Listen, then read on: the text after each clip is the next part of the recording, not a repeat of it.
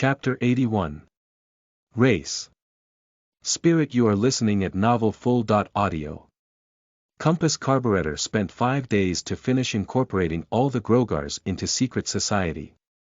He then meditated, pulling up his status window as his gaze hovered on the race, frowning as he looked at the word, spirit. What does my race as a spirit dictate? He frowned, comprehending the associated information he obtained during the changes, swerving his head as he looked at Duchess, noticing her feeling some minor inconveniences while wearing a human dress. Spirit. He was now able to understand just what the spirit as his race entailed.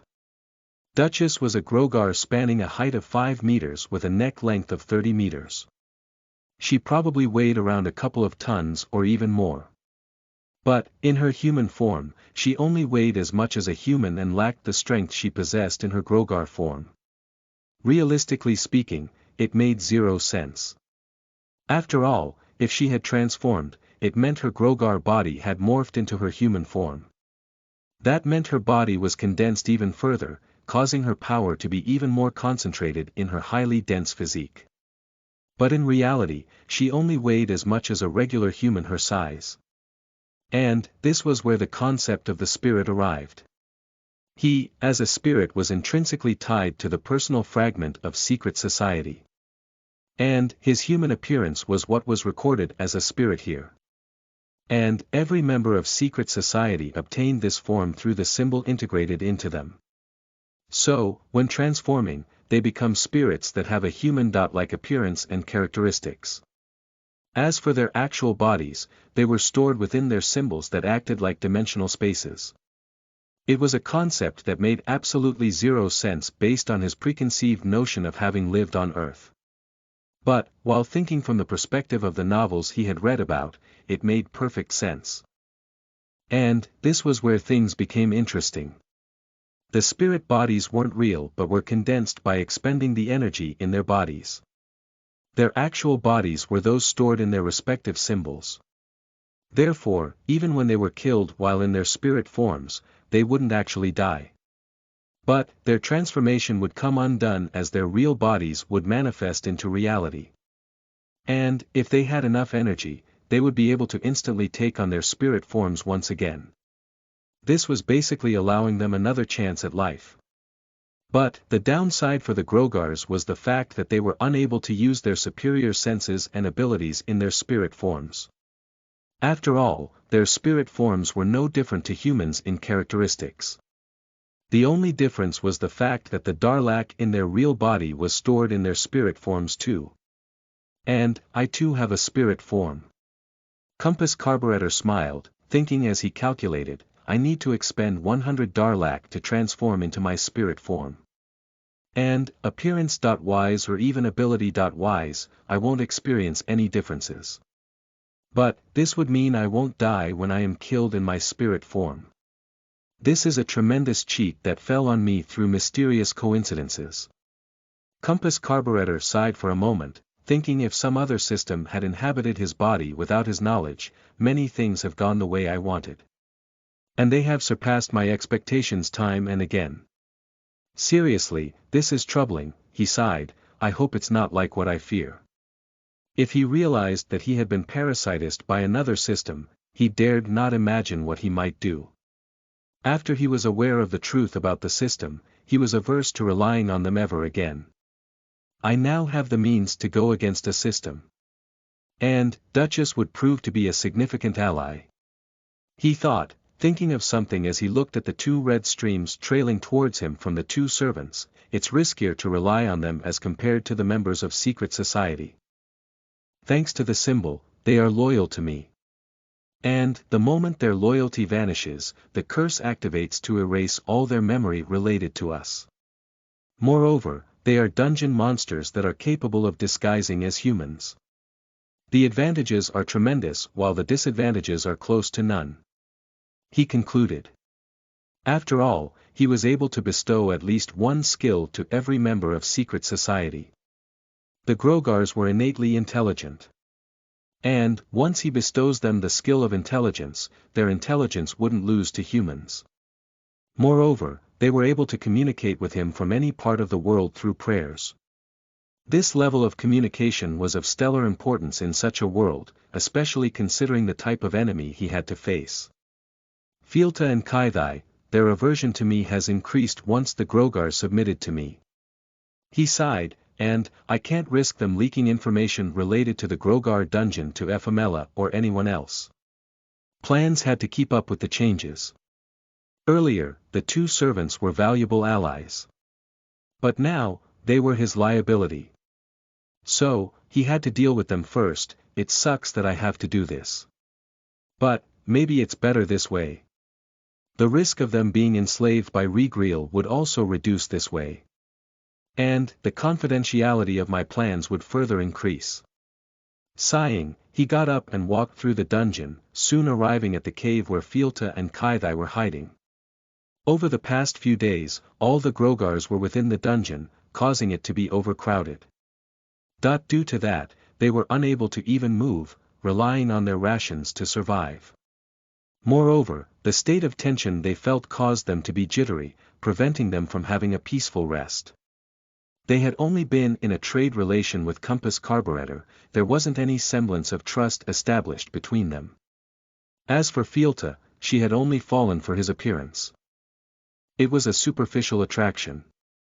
Therefore, the moment Compass Carburetor seemed to have changed, they were in a state of unrest, fearing what he might do next, or even worse, bare fangs against their kingdom.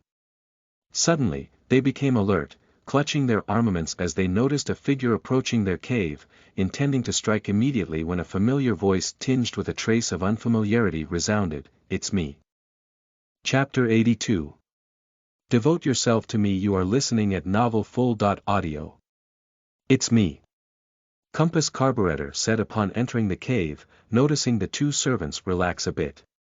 Though, they still had their guards up, unable to clearly differentiate whether he was a friend or foe now. Cooperation is basically impossible now. He sighed, it's unfortunate. They are tremendously skilled to the extent they can manage and execute anything I think of. But, a seed of doubt had already sprouted in them. Beyond this, it was just a question of how long their allied relationship could last before falling apart. So, he might as well sink the bridge and become the dog that bites the hand that fed it. The very air Compass Carburetor carried with him caused the two servants trepidation.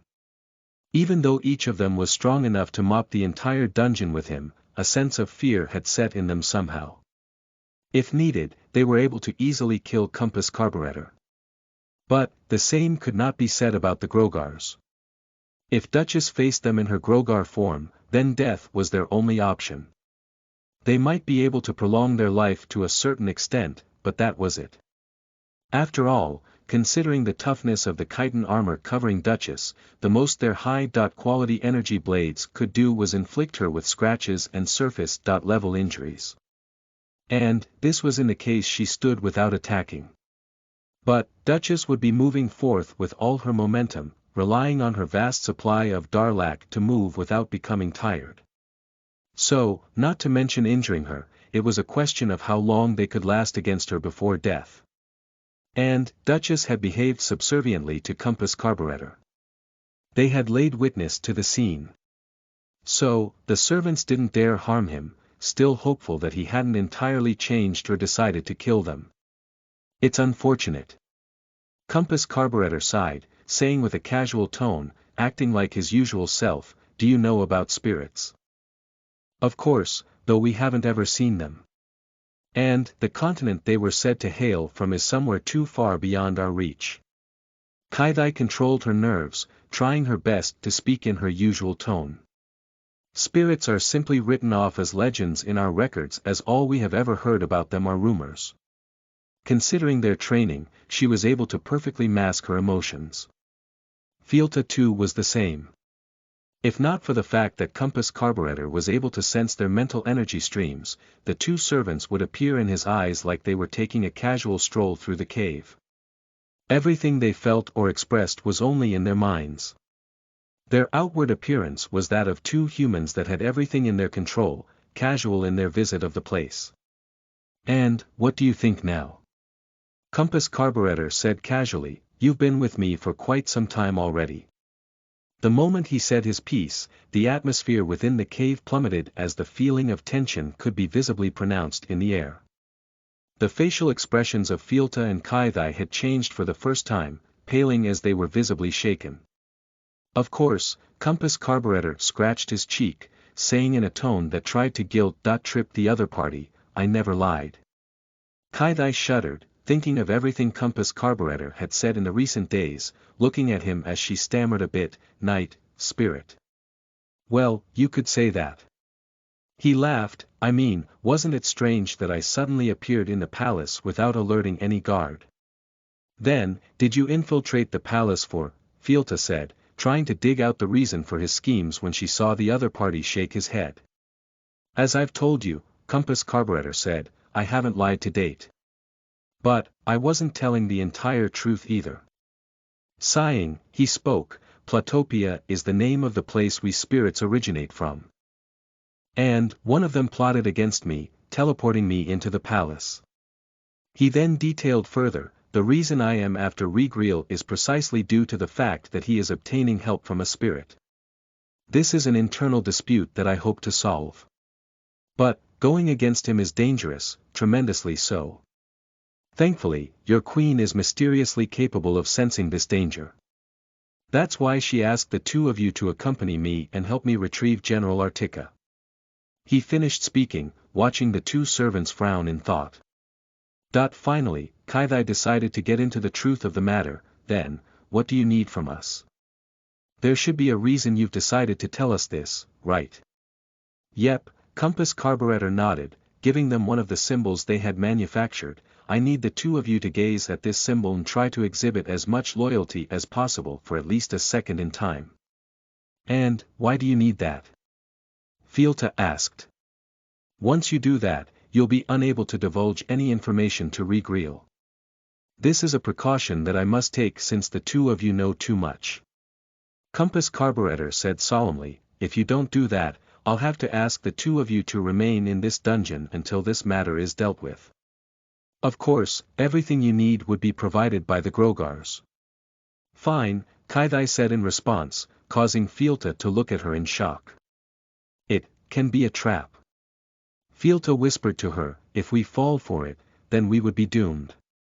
"True," Kaithai nodded, glaring as she then whispered, "But, if we don't do so, we'll be making an enemy out of him, a spirit. And, you've seen the capabilities of the Grogars under him. They can turn into humans. If they infiltrate our kingdom and turn into monsters to butcher everyone overnight, what will you do? After killing to their limit in their monster form, they can readily return to their human form and avert any suspicion. We cannot afford to make such a mistake. If we have to fall into a trap or die, it's better than making an enemy out of him."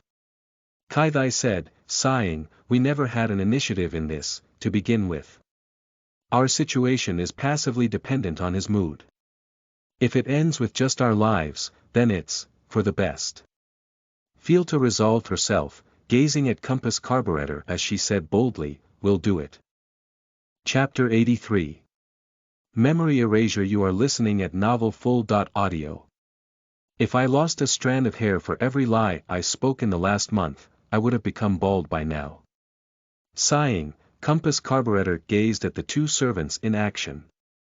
Fielta and Kaithai stared at the symbol intently, slowly hypnotizing themselves. A couple of minutes later, the red stream between them turned green as Compass Carburetor hurriedly condensed his symbol, Secret Society, and placed one on each, immediately making them a member of Secret Society. He then clapped loudly, using the sound as a disturbance, causing the hypnotization the two servants inflicted onto themselves to come undone.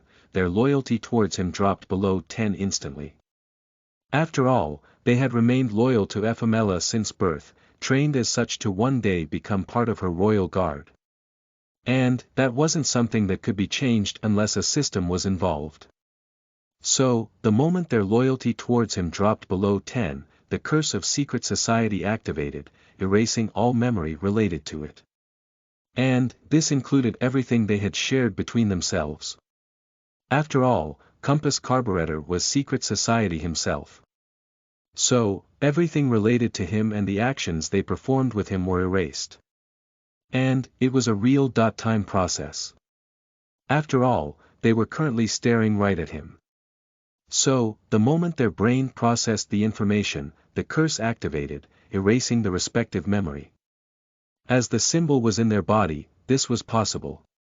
Though, it also meant that in the off chance their loyalty towards him reached 10, all their memories would return. And it was guaranteed to happen in the future. After all, the symbol of secret society would be spread far and wide. So, they were bound to cross paths in the future. Compass Carburetor wasn't worried about that. After all, as long as they didn't remember anything until he killed the slave harem system, it was enough for him. His only goal was to prevent them from informing the slave harem system about anything, whether after being enslaved by Regreel or through their thoughts directed at him. After all, they were privy to all his cards and had seen him in action numerous times. Just the memory of him planning and executing his schemes was enough data for the slave harem system to figure out his thought process. So, erasing their memories was a necessity. If I get a chance in the future, I'll try to undo the curse. It's not cool to lose more than a month's worth of memories all of a sudden. He sighed, carefully leading the two servants out of the cave as he instructed the Grogars, transport them to Elipster and return to Peckle City. Remain in hiding there for at least 4 months before returning to Kettle City. After that, you may come back here. He also said, pointing at the Darble crystals on the ground, pile some in a bag and leave it with these two. He then looked at a Grogar to whom he had bestowed upon the skill of intelligence, detailing it on what it had to write. It was a letter addressed to Ephamela, in order to prevent her from trying anything on Regreel that might offset his plans. The Darble crystals were a sort of bribe to her in compensation to the servants for both their services and for the fact that he had erased their memories. He then watched the Grogars carry the two servants out of the dungeon as their silhouettes soon disappeared into the thicket of trees. Since the two servants were being transported by the Grogars, in human forms, that were part of the secret society, their memory of the journey too would be erased. Once they regained consciousness, they would be in Elipster. As for the rest, the letter addressed to Ephamela would take care of things on that end. He then worked on the logistics, gazing at the two offspring of the previous dungeon boss, Denthor. Among the two, one had a loyalty of 41 while the other had a loyalty of 37. Strangely, their loyalty towards him had risen, most probably attributed to the Duchess as they were siblings. Compass Carburetor thought things through, bestowing the Grogar with the loyalty of 41 the skills of intelligence, dexterity, cognition, and resting. From now onwards, you'll be called Dental and would work with the engineer in Kettle City to learn all his skills. You'll then pass on the knowledge to a team of Grogars here. Your task is to learn everything from him. Yes, Lord Spirit.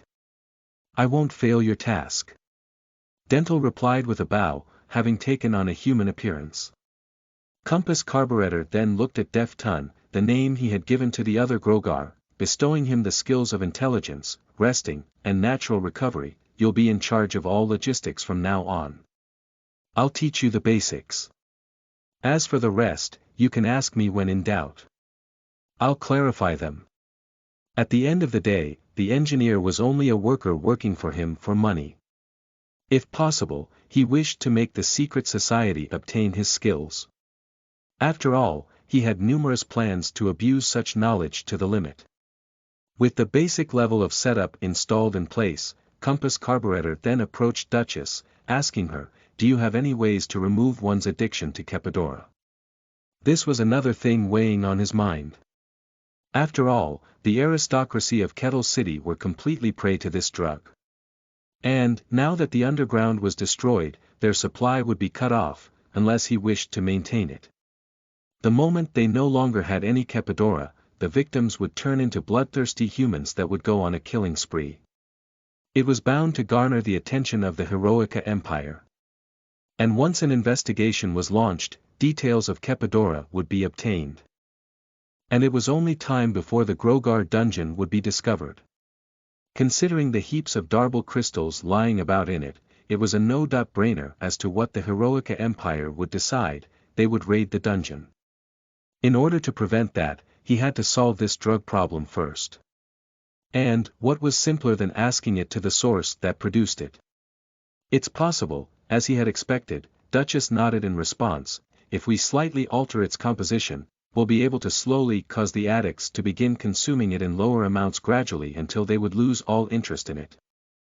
Chapter 84. A true genius. You are listening at NovelFull.audio. It would take a couple of years to completely eradicate the addiction towards Kepidora, Duchess concluded. That's great, Compass Carburetor nodded, asking, also, can this drug be produced without any side effects? That's not possible, Duchess shook her head cutely. The anti-aging properties are directly related to the side effects. If the side effects are removed, the anti-aging property also vanishes. They are intrinsically tied together. In her human appearance, the Duchess looked like a lady in her early 20s, sporting burgundy-colored hair and eyes. She had a sharp, angular jaw, accentuating her wide facial features. Her physique was mildly rotund while she possessed strong, muscular limbs. Currently, she wore one of the emergency clothes Fielta had packed with her. Compass Carburetor had lent his spare clothes to Deftun so that he could return to Kettle City and pick some clothes for all the Grogars. This way, they'll be able to casually infiltrate Kettle City. He also planned to pick some appropriate clothes for Duchess upon returning to Kettle City. After all, her current clothes were too tight and unsuited for her. Fielta has a lean physique and a thin hip. Moreover, her bust was on the smaller end, so her clothes were constrictive for Duchess, who had an overall bulkier physique. She looked similar to the weightlifting champions from Earth. Can you handle all the prayers from the Grogars? Compass Carburetor asked, feeling that his head was hurting a bit from the constant messages. It wouldn't be a problem, Duchess said when he immediately passed on the burden to her. Even though she experienced a headache at the start, she quickly shut up everyone that prayed. After all, she controlled the Grogars using her authority as the dungeon boss. With that, only messages of importance were transmitted to her. Thanks to her moderating all the prayers, Compass Carburetor was able to think freely, feeling his budding ego from the tremendous power beginning to wane out, causing him to sigh in relief. This power is easily capable of corrupting me. As for Duchess, since she was already a dungeon boss, she wasn't affected. It was in her mindset, so she didn't experience any ego increase upon receiving the prayers of all the Grogars. Upon completing all necessary preparations, Compass Carburetor accompanied Duchess, returning to Kettle City. Denther was left in charge of protecting and maintaining the Grogar dungeon. Since he was the previous dungeon boss, his work didn't change. Upon returning to the city, Compass Carburetor obtained some money from Deftun, who had already made contact with the bandit boss and took charge of the place. What kind of clothes do you need? Compass Carburetor asked as they entered a cloth shop. Anything that's free to move in would be fine. This act of wearing clothes feels strange to me. But, considering how weak human skin is, this seems necessary. She calmly pointed at a row of dresses, saying to the shopkeeper, all of them, alter them to my size and pack them. That was the fastest shopping spree I've ever seen a woman perform. Compass Carburetor was stunned for a moment, soon realizing the identity of the entity taking the form of a human woman. Well, this won't count then. The two of them then returned to the inn they had been staying at before, disguising themselves. Duchess disguised herself as the character of Duchess that he played before. As for him, he simply sported the appearance of an old man, only ensuring to make his facial features appear different. The two of them then visited the engineer, noticing Dental looking at many things in the workshop.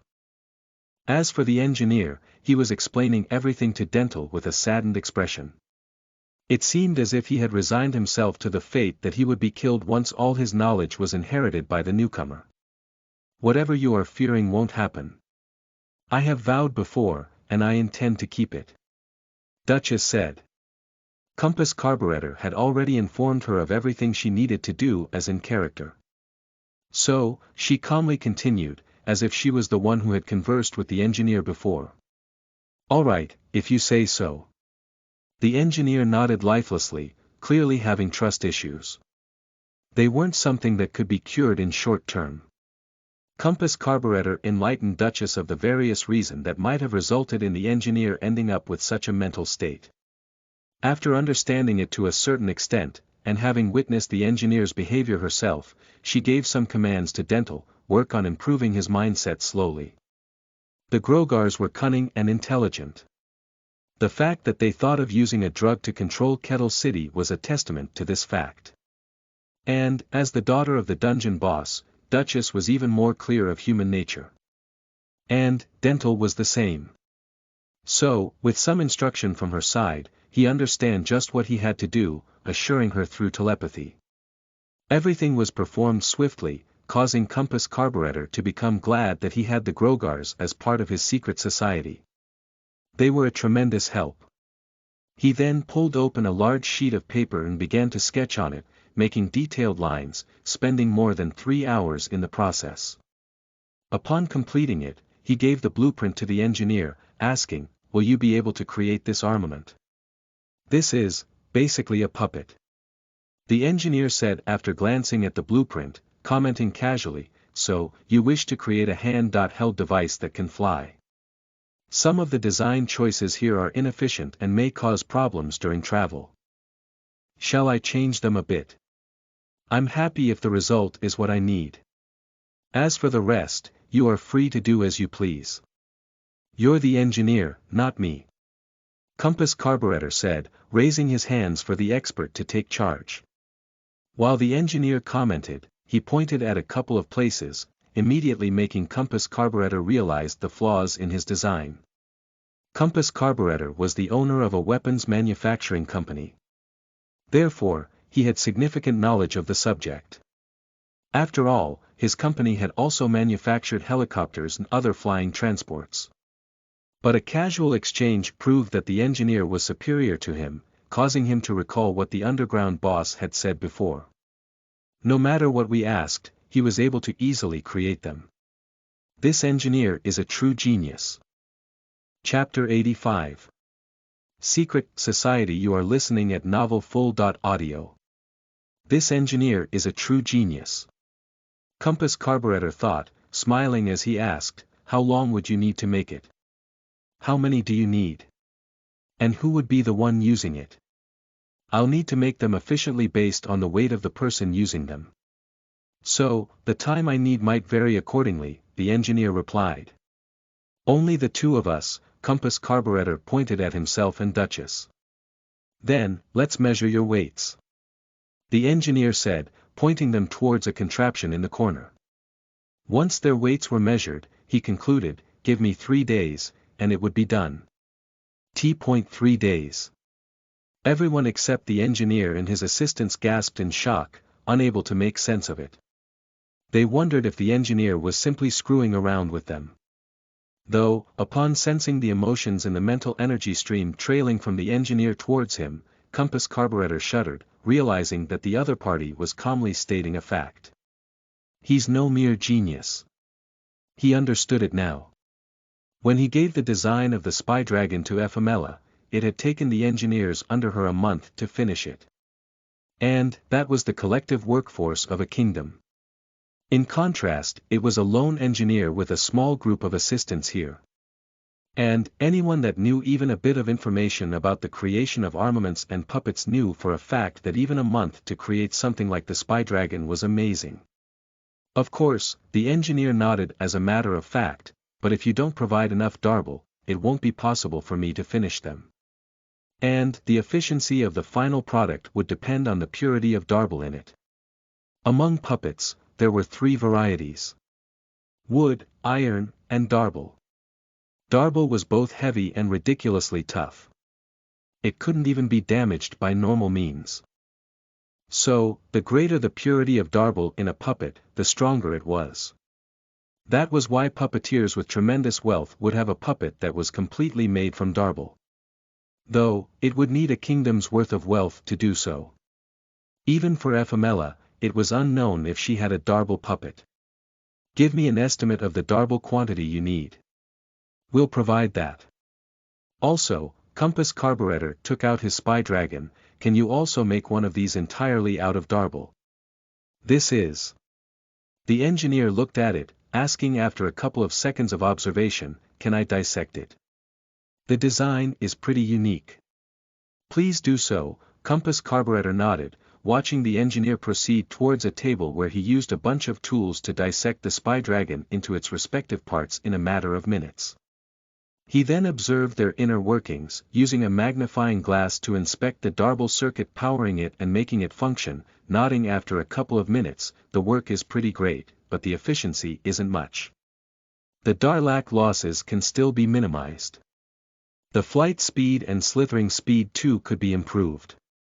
It seems the one who created this isn't completely well-versed with snakes or flight-based insects. Using them as a point of reference would improve the design. Actually, I gave them the base design. They just applied it with minor adjustments. Compass Carburetor interjected. Makes sense, the engineer nodded. It seems you have applied the logic of basic combustion physics and gear mechanisms. But, the rules change when Darlac is put into the question. So, some flaws are created. I'll improve it, the engineer casually commented. Though, his expression was akin to someone that had resigned himself to his fate, behaving as if he would be disposed of the moment this project was completed. Anyone with a tenth of a brain cell wouldn't ever think about disposing of someone as great as him. Compass Carburetor thought about the engineer, sighing as he turned around, instructing Dental through telepathy, when they are completed, send someone to transport them to us. We'll be making our way towards the southern tip of the Heroica Empire until then. Yes, Lord Spirit, Dental replied, continuing with assisting the engineer in his work. Moreover, it seemed he was genuinely interested in the craft, expressing zealous curiosity as he stuck to the engineer like a leech and observed all his actions. Insatiable curiosity is what creates a genius. Smirking, Compass Carburetor accompanied Duchess as they exited the workshop, returning to their inn as they packed all their belongings. A carriage was already waiting for them outside the inn. A Grogar that had taken on a human form acted as the driver. They had a tremendous wealth to use, having taken everything that belonged to the underground. And that included numerous workshops, hotels, houses, etc. All the places were now used by the Grogars to manage various things. This way, Kettle City would truly become their base of operations. And, the wealth they had would also help them to go about with their tasks, to spread the symbol of secret society and get more people to pray for it. Whenever someone would be troubled, they would pray to the symbol to seek help. And, Duchess would feel such pleased since Compass Carburetor made her the intermediary. She would sense mental energy streams full of trouble, sadness and other accompanying emotions. She wasn't naturally capable of sensing mental energy streams. After all, it was an ability exclusive to systems and system slayers. But, using Secret Society, Compass Carburetor made her act as a gateway that would also feel them. Though, all the mental energy streams would gush into him in the end. He realized that him granting her Anthozoa allowed her to act as his representative. There was also the option to retract Anthozoa from her and bestow her Secret Society instead. That would allow her to recruit more people into the fold. After all, having sensed the pleas for help, Duchess would dispatch members of Secret Society to the spot and help the troubled victims. This way, their devotion towards the symbol would increase. And in the future, if their devotion crossed 10 units, they could then be recruited into Secret Society. Though, Compass Carburetor had zero plans to recruit anyone that won't play any role. He didn't wish to expand his organization without limit. After all, the title of it was Secret Society, with the word secret in it. So, he realized at the moment it became mainstream is when it would lose its purpose. So, he could only disseminate it through select few channels. At present, his only goal was to create more sources of mental energy. Chapter 86. Every line needs exceptional detail. You are listening at novelfull.audio. Right, can you also create this? Compass carburetor asked the engineer, having rushed to the warehouse after he thought of something important. It's possible, but why do you need something like that? The damage they can inflict is inferior to an armament's energy blade. The engineer said with a frown, it only feels like a waste of valuable resources. You'll also be burning through such resources every time you use this weapon. I need it for ranged attacks. And, Compass carburetor raised his hand, saying, and, when I make contact with my enemy using my energy blade, they are able to strike the energy blade too. And, if I don't retract it fast enough, all the impact the energy blade suffers is transferred to me. But with this weapon design, I don't need to worry about that. So, you are sacrificing combat power for safety attacks. The engineer nodded, I understand. It's not hard to create since the mechanics needed to make are a lot simpler as compared to your Spy Dragon. Please make it using Darble completely. Compass carburetor said, noticing the engineer snort in response. After a couple of seconds, he replied, fine. I still feel this is a perfect waste of resources. And, what material do you wish to use for the projectiles? Make around 10 using Darble. As for the rest, use iron or any material that you feel can exhibit the greatest attack power with the greatest efficiency. Compass carburetor continued, also, if possible, can you create a puppet that can produce these projectiles out of wood? I wish to create them in a forest setting. I can see what you are planning. The engineer said, noting down everything, I'll need a couple of weeks to create them since they require more manual labor. That's fine, Compass carburetor nodded, understanding that he was overworking the other party. Also, how many states can you put in an armament? Upon his question, the engineer suddenly glared at him, saying with a cold tone, and, why do you need to know about that? For only one reason. If I can have more states in my armament, of course, I would want that. In a battle, I won't have the time to change my armament to another one. Compass carburetor said after a sigh, not taking the engineer's attitude to heart. The other party was a zealous craftsman, someone whose world revolved around his work. Expecting anything else from him would be a mistake. And, Compass carburetor wasn't someone that's shallow to pursue vanity, at least, not anymore. If he was still someone affected by vanity, the money-making system wouldn't have brought him to the system world. He would still remain on Earth, performing quests to gather more and more of the people's attention on him. If I had the blueprints, I could make them. Unfortunately, I only know the method to make armaments with 3 states. To go beyond, I need to trial and error a lot. And it might take years to achieve it without any clue to proceed about. The engineer elaborated further, until 3 states, it follows a set logic. So, even though I have only learnt about 1 state, I was able to figure out the method to imbue 3 states in an armament on my own. But to go beyond this, there doesn't seem to be a way. So, only if I figure out the method to circumvent that would I be able to create armaments with more than 3 states. I understand, Compass carburetor nodded, taking out a chain from his pocket as he held it before the engineer, I can feel that you are too stressed these days. And it is simple with a glance that your distrust of people cannot be healed. So, Compass carburetor placed the chain on the engineer's outstretched palm, just where this chain has a keepsake. An old friend of mine had gifted it to me when I was around your age. It's something like a lucky charm. So, when you feel troubled, just hold it and think of anything that gives you peace. This chain. The engineer glanced at the locket on the rather crude chain, clearly noticing the signs of wear and tear it sustained, something that can only be accumulated over decades. And he could feel the old man's emotions when he gave out the locket, something he clearly couldn't bear to part with. Sighing, the engineer shook his head, this seems valuable to you. I cannot keep this with me. It's fine, Compass carburetor sighed, I just became attached to it. But, it's time I parted with it. It serves no use to me anymore while I feel like you need it greatly. Just think of it as one scholar's appreciation towards the other.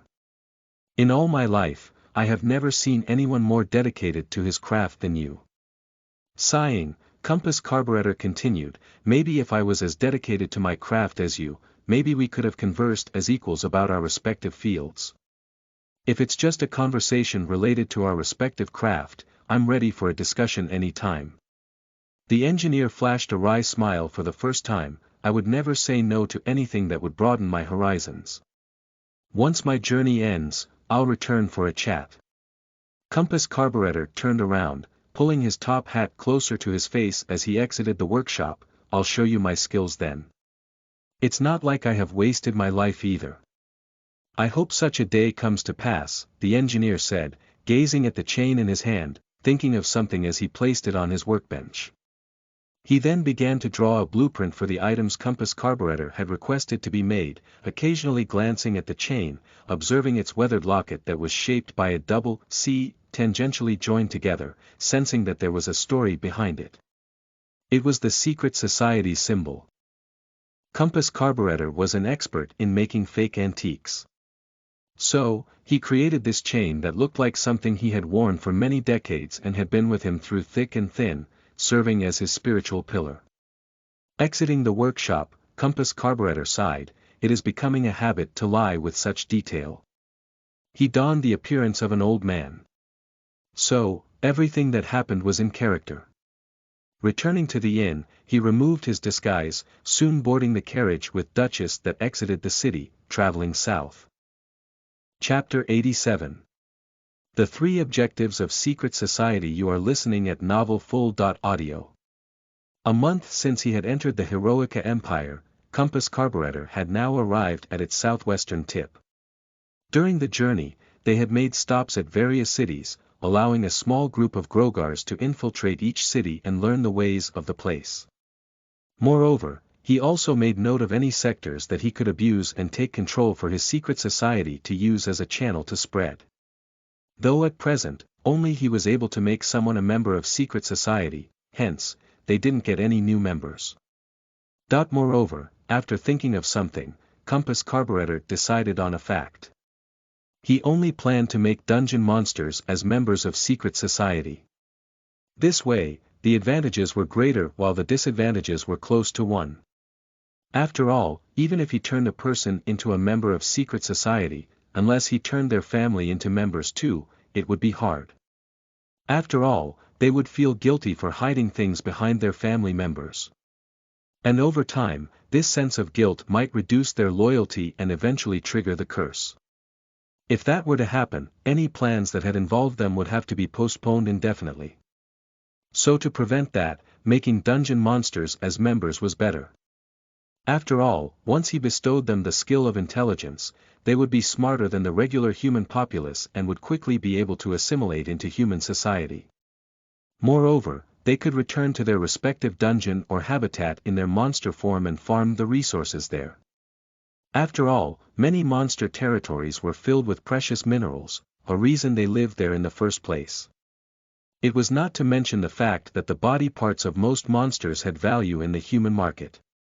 Another even greater advantage was the fact that once one monster from a race became a member, then relying on its superior intelligence, it would slowly be able to convert more of its brethren into members. After all, there wouldn't be any preconceived notions to generate any resistance. All it would do was create a beneficial cycle. So, when he arrived at the numerous cities along the way, Compass Carburetor visited the dungeons in the respective cities, trying his best to convert at least one dungeon monster into a member. But, as he was pressed on time, he wasn't able to convert any. Though, he accumulated experience for the future. After all, he would have time once he entered the territory of the great Megwest Empire that was overrun by monsters. So, the experience he obtained would prove valuable. At present, he gave the members of Secret Society 3 objectives. The first was to help the needy while displaying the symbol of Secret Society to them. This was to make them keep thinking about their saviors, causing a constant stream of mental energy to gush into him. The second was to infiltrate human society and accumulate information on a variety of things that would help the Secret Society keep tabs on everything. It was to create a solid information network. After all, the moment the members in a certain city obtained any information, they would be able to instantly inform Duchess of it. And she would pass on the information to everyone else in secret society. Within a couple of seconds, everyone would know when something important occurs. Among them, a larger team infiltrated the capital, Grenston. And, a couple of them were given the task of observing Regreel. They weren't informed of anything other than to simply report everything of importance surrounding Regreel. Since a tournament was just about to begin, it was indeed the best opportunity to witness his actions without arousing any suspicion. After all, the tournament was the entrance exam required to join the Royal Academy of the Heroica Empire. And it was like a major festival that both allowed the citizens to relax and entertain themselves by watching the fight while also allowing the empire to flex its power through the quality of its students. The third objective given to the members of secret society was by far the most important. It was to find traces of system hosts. Compass Carburetor had already created a list of things a potential system host would experience. So, as the members spread out, they began to investigate information related to that.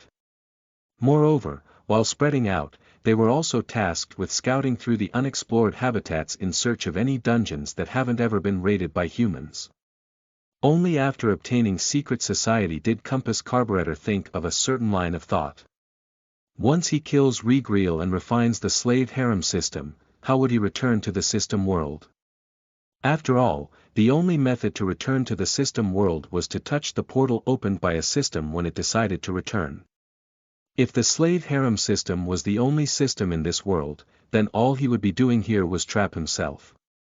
He would then have to wait for another system to arrive in the world and persevere until it reaches the end of its host's growth so that it would return to the system world. If he were lucky, it would take him a decade or two for that to happen. If he was unlucky, then he would be spending the rest of his life in this world. Moreover, there was another thing to note about. If the slave harem system was the only system in this world, then it would mean he had a futile trip. So, in order to not waste any more time, he would have to help the slave harem system in its growth and cause it to return to the system world as soon as possible. Even though it would prove a waste, as he obtained secret society in this world, at least the time he spent here wasn't completely useless. And to think I never thought about something so basic. It seems I still lack many things. He sighed, standing atop a certain hill as he looked at a forest before him, one that formed the southwestern border of the Heroica Empire. Chapter 88. Fectra and Burita Forest. You are listening at NovelFull.audio. Burita Forest. It formed the southwestern border of the Heroica Empire and extended into the Great Megwest Empire. There were neither any guards nor fortifications placed here. After all, there was no need to do so, thanks to a certain monster species that lived here. Fectra. A tiny, fist-sized monster with a hard shell and sharp mandibles. They were great at scuttling over rough, uneven surfaces, including vertical ones like cliffs and tree trunks. Even though they were fist-sized, each Fectra weighed a kilogram and formed the basic system of measurement for weight on their continent. An adult Fectra weighed exactly 1 kilogram, not a gram more, not a gram less. This was a trait they possessed, another reason they were feared. After all, this trait of theirs allowed them to form a hill with their bodies or take up any structure, acting as the perfect building blocks for that. So, nowhere within their territory was out of their reach. Thanks to their identical physiques, they were able to perform innumerous feats. And it was unknown as to how many of them lived in the Burita Forest. After all, whenever someone sets foot within their territory, she would be swarmed and shredded into bits in a matter of seconds. So, Burita Forest was also a dead man's territory for the Heroica Empire. But, the Fectra were territorial creatures. And, they only liked to live in the Burita Forest whose terrain, environment, soil, and other conditions perfectly suited them. Due to this, they had never exited their territory in the more than a millennium of the Heroica Empire's recorded history about the Fectra, not once. Therefore, the Heroica Empire never tried to intrude into their land. Moreover, they used the Burita forest as their border, just like what they did with the forest near Kettle City. On the other side of the Burita forest was the Great Megwest Empire's territory, a region swarmed by monsters that tried to expand into other territories. The Heroica Empire constantly fought against the teeming horde of monsters daily to defend its borders. Therefore, the Burita forest was a perfect fortress. After all, any monster that dared to set foot within the forest wouldn't be left with anything in a matter of seconds. And, spanning the massive stretch of the area encompassed by the Burita forest was free territory the Heroica Empire never had to bother about defending.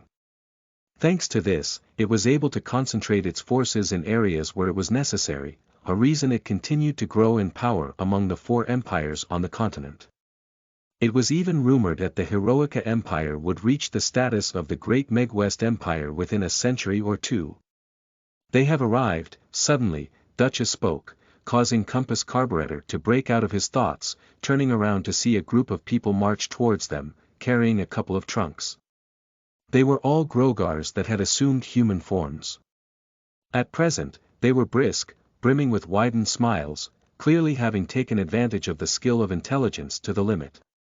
For those with greater loyalty, he even bestowed them with the skill of resting, allowing them to become fresh with shorter naps than usual. The loyalty of the Grogars continued to increase once they obtained the skill of intelligence. Compass Carburetor felt that it would take at least another couple of months before their loyalty towards him would stabilize. Beyond that, it would only change when they experienced something big and drastic that might either shake up or firm their loyalty towards him. He bestowed them skills according to the tasks they were allotted. All the items that Lord Spirit had asked for have been completed. One of the Grogars bowed, speaking through telepathy. He was still feeling some difficulties in using the local language. When they assumed human, spirit, forms, they were becoming closer to him. Even though Compass Carburetor didn't know the local language or even their words, he was strangely able to understand them. Now, the Grogars were the same. Though, it seems the level of ease wasn't as much as him, as they seemed to be struggling to cope up with the sense of disconnect that existed with understanding stuff that they couldn't normally understand. This sense of disconnect was minimal in him. If he were to talk quickly, he too would experience this disconnect, since the language was being processed in the language he was comfortable with. That was also why he also talked at a moderate pace. Great job. We'll tell you of anything else when needed. Compass Carburetor nodded as he sent them away, looking at Duchess in excitement. Shall we see what he has created? I call dibs on all of them. Duchess laughed as she comically wrapped her hand around both the trunks, acting like she was protecting them from the big bad wolf. In response to her actions, Compass Carburetor acted like he was startled, looking behind her, causing her to turn in response when he lifted a trunk and backstepped a couple of times, grinning. Dnov after a short banter, they got serious, having blown off enough steam by goofing around. They then opened the trunks, for a moment being stunned by the radiance of the items within. There were 2 sets of each item. And, there were 4 items in total. It seemed each trunk was prepared for them accordingly, as there was a note attached at the top. Compass Carburetor picked up his note, reading the words written on them. I have named all 3 items, since they are my creations. And, to display your ownership, I also inscribed your initials on them. Hadora, Katia, and Drufter, all 3 of them are fully made from Darble. They are heavy and are treasures. Don't lose them. He could practically imagine the face of the lifeless engineer staring at him as if he was gazing at someone that was burning through money for something that could be done for free. Huh, Compass Carburetor laughed, lifting Katia, a hand-held rotary device that would carry them into the air. And, it came with adjustable parts, with its base form resembling a thick rectangular slab that could be easily carried. This would allow us to cross the Burita forest. Chapter 89. Katia, Hadora, and Drufter. You are listening at NovelFull.audio. The rectangular slab could be adjusted to pull out a handle from each end on one side. Present on the other side was a rotor that could also extend out. The rotor only had the related mechanisms in place. There were no blades attached to it. The blades would be the energy blades that could expand to a length necessary to carry them respectively. There were 2 rotors in total. The big one that lifted his weight, and the small one facing the front that worked in stabilizing the flight. Even the shape of the rectangular slab was created as an aerofoil to increase the stability of flight and to allow better aerial maneuvering. Impressive, Compass Carburetor remarked, feeling the smooth but sturdy sensation of the darble body of the Katia. It wasn't too heavy and could be actuated like an armament. The moment he activated it, it would expand from its form as a rectangular slab into the hand-held copter necessary to take flight. Similarly, when deactivated, it returned to its original state as a rectangular slab. This allowed better portability and use of the puppet, Katia. Compass Carburetor placed it aside, picking up Hadora, the name given to the gun that the engineer had created. Its design was different from the guns on Earth. After all, the bullets didn't have any gunpowder in them. The bullets would be sent into the barrel from its chamber by an energy blade that activated automatically while using the puppet. And there existed an armament at the back end of the barrel that unleashed an energy blade of dimensions similar to the barrel's interior, expanding to its maximum length of 10 meters. This action would propel the bullet forward, sending it flying towards the target. Though the force of impact was inferior in comparison to attacking directly with the energy blade, it still gave him the advantage of range. Moreover, Compass Carburetor had experience in using a gun. After all, he had gone for gun shooting for sport numerous times on Earth. He was well versed in handling every type of firearm. So, he was more comfortable with using a gun. Compass Carburetor inspected the bullet chamber, smiling, "Great, I can install 100 bullets in here." There was only one cartridge, the one installed at the gun. As it was made using darble, the engineer didn't create a spare. It was fine though, since Compass Carburetor only planned to use it as diversionary tactics. For that, 100 bullets were enough. He could simply reload them with more bullets while Duchess was providing cover fire. After all, there were 2 guns now. So, he named them Hadora. That's a great name. He smiled, waving it a couple of times as he practiced entering a stance using it, focusing as he felt a prickling sensation, activating it, aiming at the ground as he shot 10 rounds before stopping. The impact force is great. The sounds produced while firing the bullets weren't loud.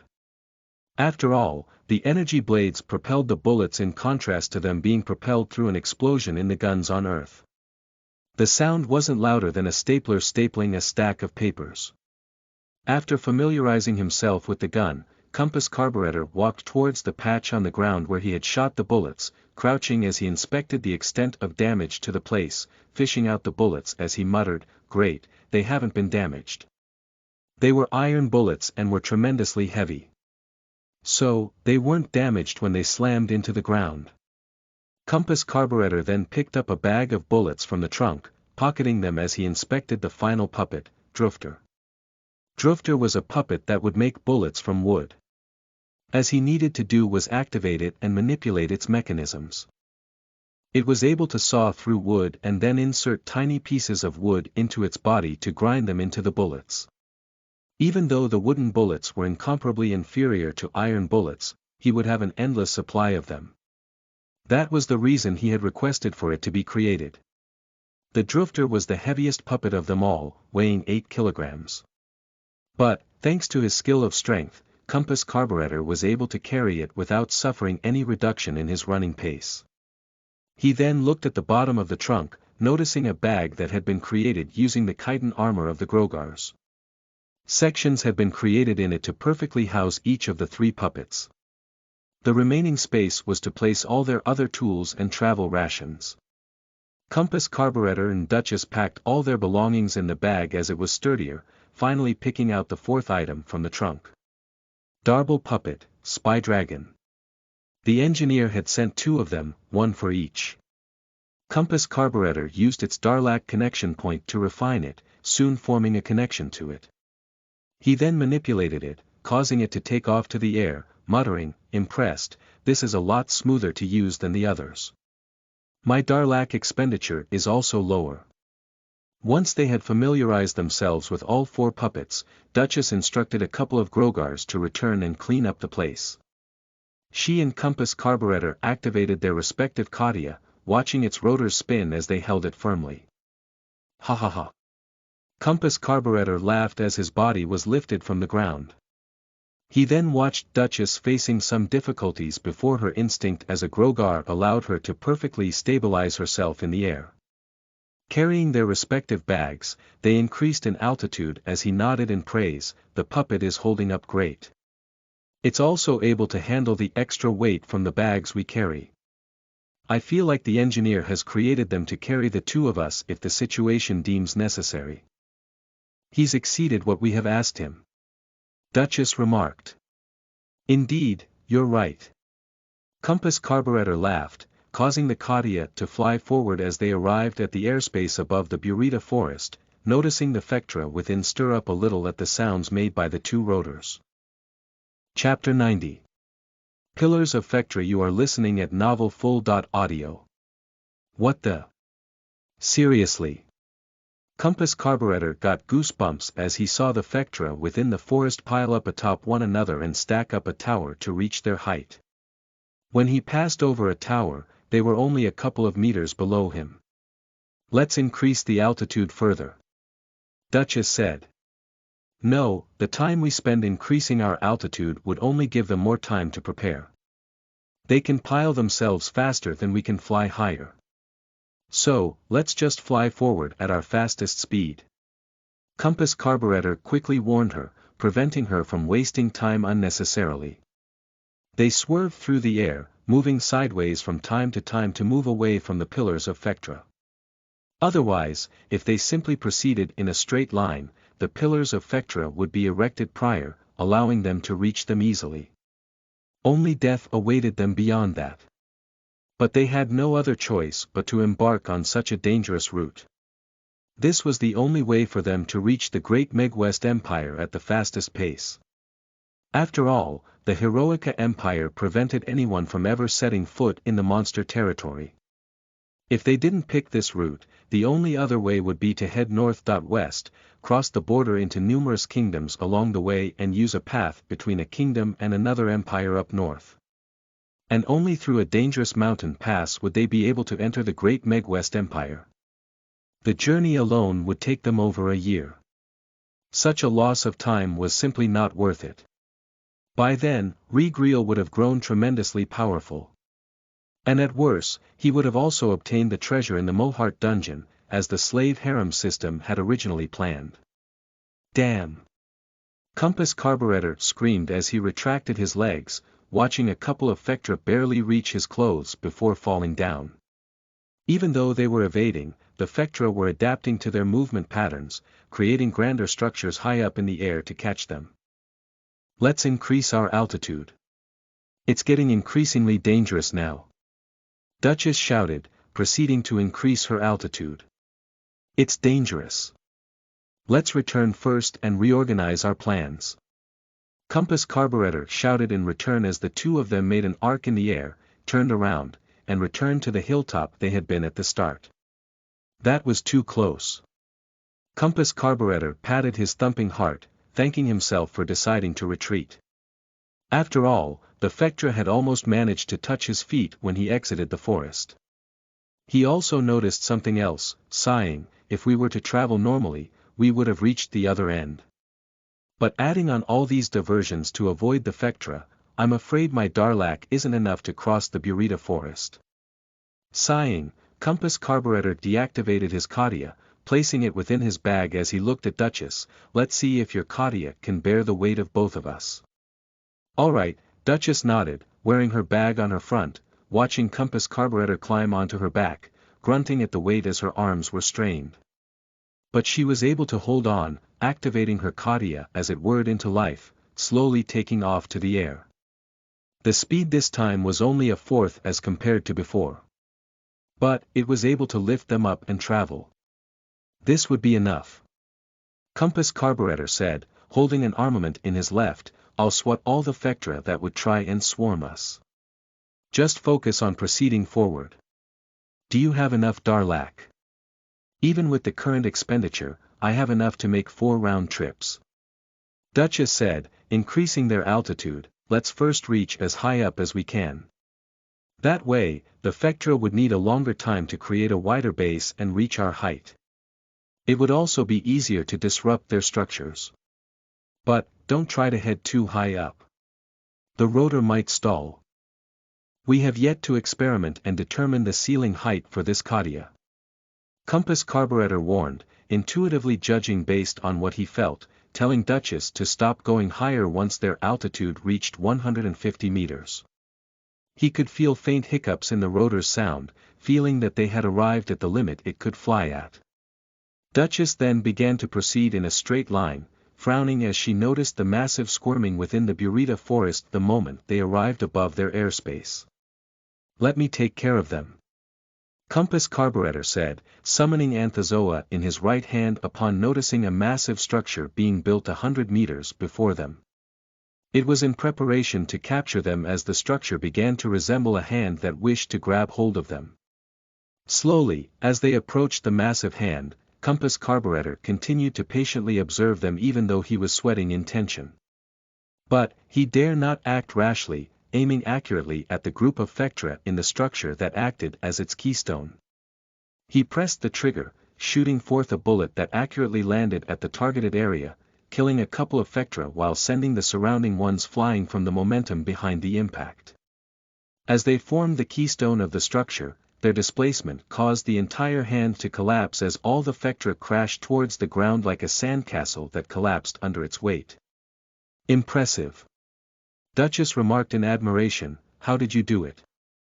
It's what we call a keystone in architecture. It is an important piece of material that bears the brunt of the structure. So, if it gets damaged, the entire building collapses. And, the structures the Vectra make all have a keystone in them. So, the moment I disrupt the Vectra taking up that role, their entire structure collapses. How do you find a keystone? Duchess asked as she had nothing else to do apart from making the Katia fly straight. I'll teach it to you later. You need to learn a lot of architecture principles to intuitively spot a keystone in any structure. Compass Carburetor said, aiming with his gun as he shot at the second structure of Vectra, causing it to collapse similarly. Now that his hands were free, he had enough time and patience to plan and act accordingly. As they had planned to cross the shortest stretch of the Burita forest, they managed to reach the other end after 30 minutes had spanned.